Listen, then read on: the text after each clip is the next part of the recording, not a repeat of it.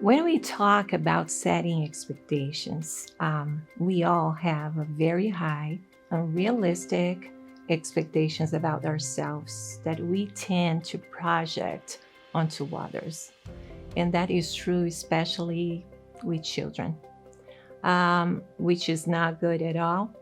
But we tend to see, like with children, we tend to expect that they should be able to do more than what we can see. And when we talk about a trauma focused parenting approach, we need to make that expectations movable. We need to adjust our expectations. And for that, we need to observe three factors that I want to talk with you about. The first one is, what is the child's history? Was that child like harmed by adults? If so, do you think we can expect that child would trust and obey quickly? I don't think so. Was that child suffered in utero or high stress trauma? If so, you cannot expect that that child will have the same sensory abilities that another child. The third thing that we need to observe is what was that child abandoned? If that child was abandoned, you cannot expect that that child will be able to play for a long period of time without being triggered.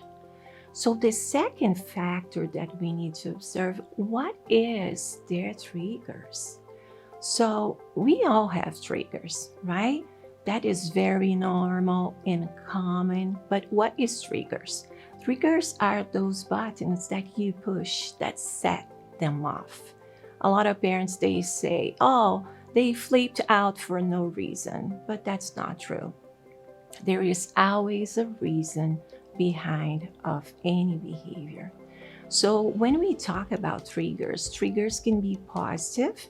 Let's say, I'm going to give you an example. When you smell baking cookies, where that take you?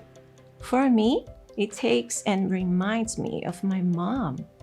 So triggers can be positive and negative, and that is a positive one because I have a good memory of my mom. But how about your children? Sometimes they don't have good memories, right? So, and when we talk about like a negative trigger, it could be, let's say you smell or you eat something that made you feel very queasy in the past, during your childhood, and then you try that again and that makes your body react. That could be a trigger for your child as well. The third factor is what happened with this child in the last 24 hours. Part of the shift to a trauma-focused parenting approach is to be able to ask not what's wrong with you, but instead ask what happened to you. So when we think about that and we go back and we see our child behavior, we need to remember, we need to think about. If we don't know, we need to investigate, we need to be curious and think about what could have happened. Has that child slept, eaten?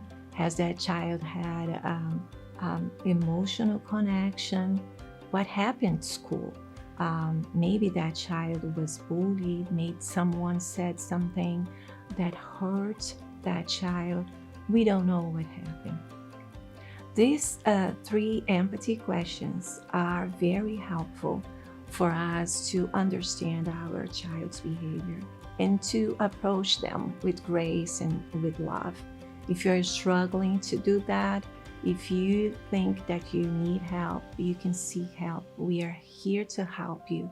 And also you can ask God for his mercy and grace and love to reach out to you, because he will do. And I hope this is helpful. I hope you can embrace the trauma-focused approach to help your children thrive in life. God bless you.